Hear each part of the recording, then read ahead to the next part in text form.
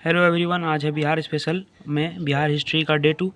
हम लोग पहले यहाँ तक देख लिए थे, यानी पाषाणकालीन बिहार में पूरा पाषाण काल, मध्यम पाषाण काल, नव पाषाण काल पढ़ लिए थे।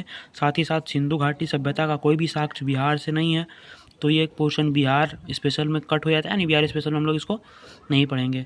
साथ ही साथ हम लोग वैदिक कालीन बिहार भी पढ़ लिए थे कि वह आर्यों ने अपना निवास स्थान बिहार को भी बनाया था।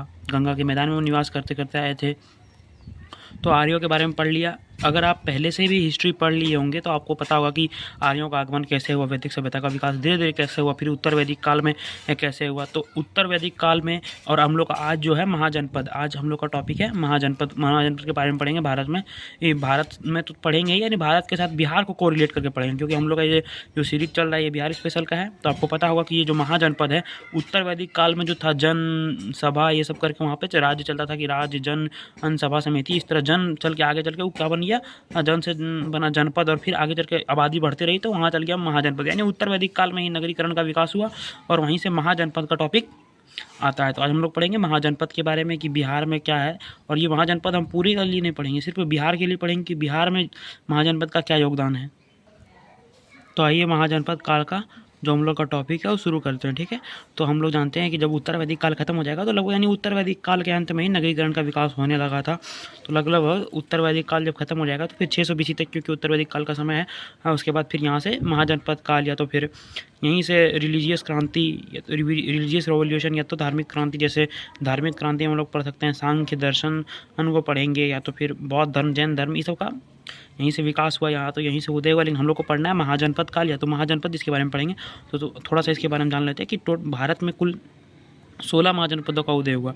तो हम लोग 16 के बारे में तो पढ़ेंगे ही नहीं, लेकिन अगर आप हिस्ट्री पढ़ रखे होंगे तो आपको पता होगा कि 4 गो फेमस था, जिसमें सबसे जो ज़्यादा था पावरफुल था वो मगध था, मगध के बाद कौशल था, कौशल के बाद वत्स था, वत्स के बाद अवंती था। तो ये सब तो हिस्ट्री का पोर्शन है, लेकिन हम लोग पढ़ेंगे इसको अपन बिहार से कोरिलेट करके पढ़ेंगे, यानी जो महाजनपद काल है वो बिहार के लिए पढ़ेंगे। तो हम लोग जानते हैं कि 16 में से टोटल 3 महाजनपद हम लोग के बिहार में पड़ता है, ठीक है। तो यही यहाँ पे लिखा है कि लगभग 600 ईसा पूर्व या तो 600 BC में 16 महाजनपदों का उदय हुआ।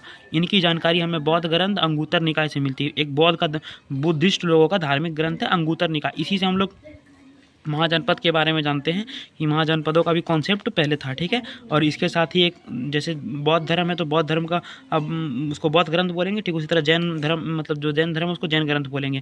तो ये जो महाजनपद का कॉन्सेप्ट जो आया है, तो इसके बारे में हम पहली बार जानकारी जो हमें मिली वो बौद्ध ग्रंथ अंगुतर निकाय या तो जैन ग्रंथ भगवती सूत्र से मिला। तो यहाँ लिखा है कि लगभग 600 BC पूर्व में 16 महाजनपदों का उदय हुआ। इसकी जानकारी हमें बौद्ध ग्रंथ अंगुतर निकाय से प्राप्त होती है। अगला लाइन की जैन ग्रंथ भगवती सूत्र में हमें भी इन महाजनपदों की जानकारी मिलती है, ठीक है। अब हम पहले बता चुके हैं कि 16 महाजनपदों में से 3 महाजनपद जो है वो बिहार में है स्थित है, ठीक है, जो निम्न है। सबसे पहले वज्जी महाजनपद बिहार में है, अंग महाजनपद बिहार में है, और मगध महाजनपद बिहार में है। और सबसे मजबूत और या सबसे जो बोल सकते हैं पावरफुल महाजनपद जो था वो मगध महाजनपद था। इसलिए प्राचीन भारत को पढ़िएगा तो उस समय प्राचीन भारत या तो प्राचीन इतिहास को पढ़िएगा तो प्राचीन भारत का इतिहास अगर भी पढ़िएगा तो प्राचीन भारत मतलब बिहार ही, क्योंकि प्राचीन काल में जो वैभव प्राप्त था वो सिर्फ बिहार को ही प्राप्त था और अन्य राज्यों की तुलना में उधर कम प्राप्त था, जहाँ तक पता है मेरे को, ठीक है। और तो हम लोग इसको एक करके पढ़ेंगे कि वज्जी महाजनपद क्या था, अंग महाजनपद क्या था, मगध महाजनपद। हम लोग बेसिकली फोकस करेंगे मगध महाजनपद पे, क्योंकि यहीं से फिर राजतंत्र का कॉन्सेप्ट शुरू होगा, हरियक वंश, यहीं से फिर मतलब राजतंत्र का विकास होगा, हरियक वंश आएगा, शिशुनाग वंश आएगा और वंश इसी तरह चलते जाएगा। फिर हम लोग यहीं पढ़ेंगे मौर्य डायनेस्टी, गुप्ता डायनेस्टी, इस सब के बारे में पढ़ेंगे। तो अब एक करके पढ़ते हैं, पहले पढ़ेंगे वज्जी को, मगध को, अंग को, मगध को लास्ट में पढ़ेंगे, क्योंकि मगध को शुरू करते करते वहाँ से फिर हम लोग राजा का जो कॉन्सेप्ट आ गया था राजतंत्र का, उत्तर वैदिक काल में राजतंत्र का भी विकास हो चुका था, तो राजतंत्र को वहाँ से बढ़ाते हुए चलेंगे। लेकिन सबसे पहले पढ़ेंगे अंग, फिर वज्जी, फिर मगध के बारे में, ठीक है। मगध को लास्ट में इसलिए पढ़ेंगे क्योंकि वहाँ पर राजा का कॉन्सेप्ट बढ़ाना है, तो ये वाला जो है इसको लास्ट में पढ़ने से बहुत ज़्यादा फायदा मिलेगा हमको। अब आते हैं वज्जी महाजनपद में, ठीक है। तो वज्जी महाजनपद में सबसे पहले हम किसी भी महाजनपद के बारे में पढ़ेंगे तो बेसिकली जो जहाँ ज़्यादा डिटेल में है तो बिहार से कोरिलेट है, आपको पहले ही बता दिए। अगर आप हिस्ट्री का पोर्शन नहीं है, बिहार स्पेशल का है, और बिहार स्पेशल में सिर्फ बिहार हिस्ट्री यानी कि बिहार से कोरिलेटेड चीज़ों को इसमें बताया जा रहा है। और अगर आप पढ़ लिए तो नोट्स देखिए, कोई चीज़ आपका छूट नहीं गया, छूटा तो नहीं है। और अगर आप नहीं पढ़े हैं तो पढ़ के कहीं से समझ लीजिए, नोट्स कैसे बनाया जाए ये सब सीख लीजिए, या अगर पढ़े हैं लेकिन रिवीजन नहीं ही कर पा रहे हैं तो वीडियो को 1.5x में करके रिवीजन कर सकते हैं आप, ठीक है। तो वज्जी महाजनपद में सबसे पहले हम इसका राजधानी जानेंगे कि सबसे पहले कहाँ फैला हुआ था, फिर इसका राजधानी जानेंगे, ठीक है। तो यह सबसे पहले जो वज्जी महाजनपद था वर्तमान में वैशाली और मुजफ्फरपुर के पूरे क्षेत्र में विस्तृत था, ठीक है। वर्तमान का जो वैशाली और मुजफ्फरपुर है उसी क्षेत्र में पहले वज्जी महाजनपद हुआ करता था, ठीक है। इस महाजनपद की राजधानी वैशाली थी, ठीक है। यह महाजनपद 8 कुलों का संघ था, यानी कि वज्जी महाजनपद जो था वो 8 कुलों का संघ था। अब लिच्छवी गणराज आप जानते ही होंगे कि दुनिया का सबसे पहले गणराज लिच्छवी गणराज है, ठीक है। तो का भी लिच्छवी गणराज भी वज्जी में ही शामिल हुआ करता था, ठीक है। अब विश्व का पहला गणतंत्र लिच्छवी गणराज में स्थापित हुआ। यही बात हम भी बोले कि विश्व का जो पहला गणतांत्रिक देश है वो लिच्छवी है, जो कि कहाँ है, वैशाली में है। तो यहाँ लिखा है कि मतलब विश्व का सबसे पहला गणतंत्र लिच्छवी गणराज में स्थापित हुआ, ठीक है।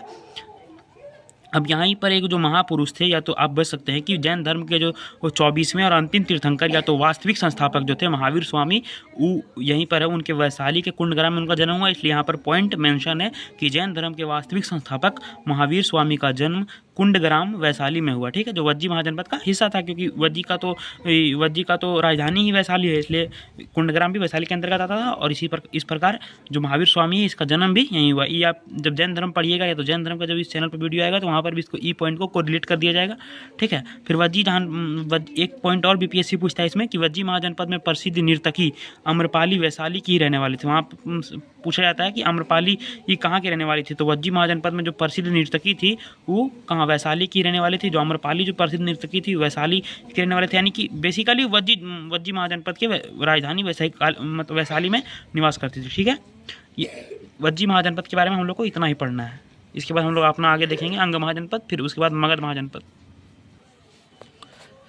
अब देखिए, ठीक है, अंग महाजनपद। अब अंग महाजनपद के बारे में भी जान लेंगे कि वर्तमान का स्थिति क्या है, राजधानी कहाँ था, बस इसके बारे में। क्योंकि यहाँ पर राजतंत्र का विकास नहीं होता, इसके लिए ज़्यादा पढ़ना भी नहीं, जितना पता होना चाहिए उतना पता कर लीजिए कि वर्तमान बिहार के मुंगेर तथा भागलपुर के क्षेत्र में यह फैला हुआ था। यानी वर्तमान जो बिहार है इस समय जो मुंगेर है, जो हमारे डिस्ट्रिक्ट के बगल में ही पड़ता है, क्योंकि जम्मू हमारा डिस्ट्रिक्ट है, तो मुंगेर और भागलपुर में यही अंग महाजनपद ही विस्तृत था, ठीक है। मुंगेर और भागलपुर के क्षेत्र में, ठीक है।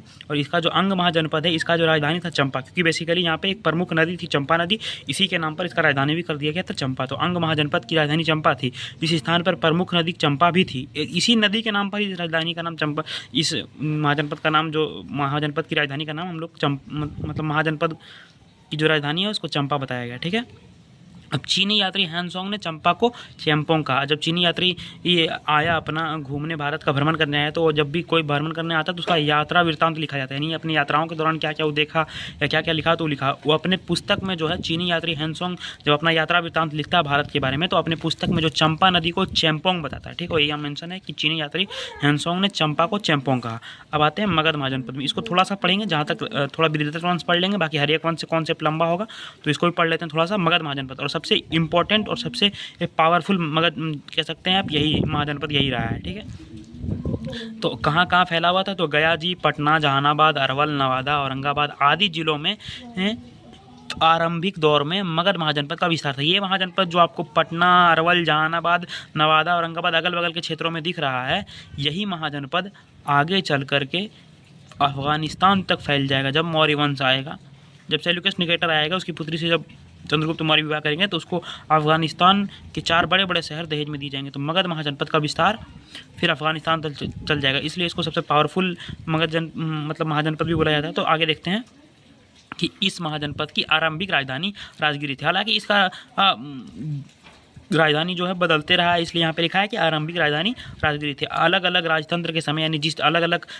कह सकते हैं आप शासक वंश या अलग अलग वंश के समय इसकी राजधानी परिवर्तित होगी। मुख्य रूप से या तो पहले राजधानी राजगिरी या गिरिव्रज इसी को बोलते हैं, जो वर्तमान में राजगीर है बिहार का, उसी वही है। इस मगध का जो राजधानी है वो राजगिरी थी, या तो वर्तमान का जो राजगीर है, या तो फिर इसको इसी का नाम है गिरिव्रज, ठीक है। पुराणों तथा महाभारतों के अनुसार मगध का सबसे प्राचीन का वंश बृहद्रथ था। ये तो पुराण और मगध के मतलब ये जो है कि यहाँ पे लिखा गया कि पुराणों तथा महाभारत के अनुसार। अब यहाँ पे देखो कि पुराण तथा महाभारत के अनुसार आपको बृहद्रथ बताया जा रहा है, लेकिन पुराण तथा महाभारत के अनुसार तो वो बृहद्रथ बताया जा रहा है, लेकिन जो जैन धर्म है या तो बुद्ध धर्म का जो ग्रंथ है, जैन ग्रंथ और बौद्ध ग्रंथ, इसके अनुसार वो मानेगा हर्यक वंश को, ठीक है, कि मगध का पहला जो राजतंत्र था वो हर्यक था। लेकिन दोनों को हम लोग पढ़ेंगे। तो पुराण और महाभारतों के अनुसार मगध का सबसे प्राचीन वंश बृहद्रथ वंश को माना जाता था। अब यहीं से कॉन्सेप्ट शुरू होगा राजतंत्र का, और यहीं से शुरू होगा शासक वंश, बृहद्रथ वंश, हर्यक वंश, शिशुनाग वंश, ये सब चलता जाएगा। फिर पहुँचेंगे हम लोग मौर्य वंश या मौर्य साम्राज्य, क्योंकि मौर्य डायनेस्टी सबसे एकदम उत्तम स्थिति में, यानी बिहार की जो एकदम सबसे अच्छी स्थिति थी वो सिर्फ मौर्य काल के समय थे। फिर थोड़ा सा और अच्छा हुआ गुप्त काल के समय, लेकिन सबसे अच्छा जो था वो मौर्य काल के समय। तो हम यहाँ से शुरू करते हैं सबसे पहले, क्योंकि जो पुराण और महाभारत के अनुसार बृहद्रथ वंश है तो बृहद्रथ के बारे में भी थोड़ा सा जान लेते हैं। अब देखो बृहद्रथ वंश, तो इस वंश का संस्थापक बृहद्रथ था, ठीक है। बृहद्रथ वंश के संस्थापक कौन थे? बृहद्रथ। और इस वंश का, क्योंकि बृहद्रथ वंश आप समझ सकते हैं कि बृहद्रथ वंश जो राजा होता है जनरली उसी के नाम पर उस वंश का नाम या उस शासक वंश का नाम रखा जाता है। तो बृहद्रथ राजा थे इसलिए इसका नाम ही पड़ गया बृहद्रथ वंश। तो बृहद्रथ वंश के संस्थापक राजा बृहद्रथ थे, ठीक है। इस वंश का सबसे प्रतापी शासक जो था वो जरासंध था। जरासंध इस सबका प्रतापी शासक था, क्योंकि इसमें देखिए कोई भी वंश रहेगा तो उसमें बहुत ज़्यादा शासक होंगे, लेकिन सबको आप थोड़ी ना याद रखेंगे। जो जो इंपॉर्टेंट काम किया होगा या जो अच्छा योग्य शासक होगा उन्हीं को याद रखा जाएगा। जैसे आप मुगल काल पढ़िएगा तो मुगल काल में अनगिनत तो नहीं कर सकता, लेकिन बहुत सारे शासक हुए हैं, लेकिन हम लोग याद रखते हैं सिर्फ औरंगजेब तक।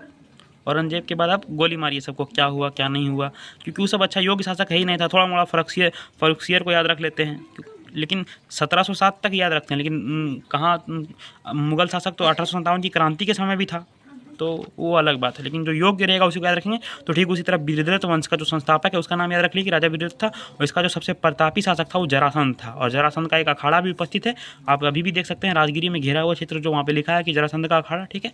तो जरासंध का एक अखाड़ा है जिसे राजगिरी में स्थित था।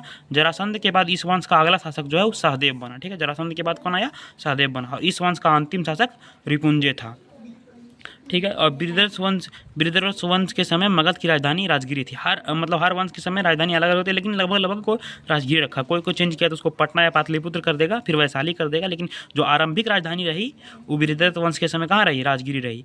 और यहीं से फिर क्या कॉन्सेप्ट शुरू होगा? हर्यक वंश का। तो ये तो अब अगले वीडियो में देखेंगे, क्योंकि वीडियो काफ़ी लंबा हो जाएगा। फिर हर्यक वंश और एक और वंश जो है हर्यक वंश के साथ हम एक मिनट, हाँ, हर्यक वंश लंबा जाएगा। हर्यक वंश के साथ शिशुनाग वंश भी हम लोग कंप्लीट कर लेंगे। उसके बाद फिर आएगा नंद वंश। नंद वंश भी छोटा सा टॉपिक है। महापद्मानंद जब उसको मार के हत्या कर दिया था, तो नंद वंश के बारे में पढ़ लेंगे। ये जो है मौर्य वंश या तो मौर्य साम्राज्य लंबा चलेगा, ठीक है। तो एक एक करके वीडियो आ रहा है, दूसरा दिन था, फिर 1-2 दिन के बाद फिर वीडियो अपलोड होगा।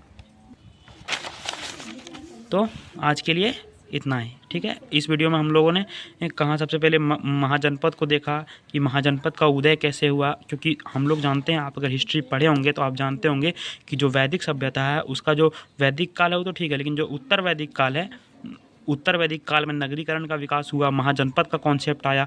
तो वहीं से महाजनपद का 16 महाजनपदों का लगभग 600 BC में उदय हुआ। उसी में से 3 महाजनपद बिहार में पड़े, क्योंकि हम लोग बिहार स्पेशल पढ़ रहे हैं तो बिहार से कोई चीज़ को ही पढ़ेंगे। पहला था वज्जी महाजनपद, अंग महाजनपद, मगध महाजनपद। वज्जी वैशाली मुजफ्फरपुर में पड़ा, अंग मुंगेर तथा जमुई मुंगेर और भागलपुर में पड़ा।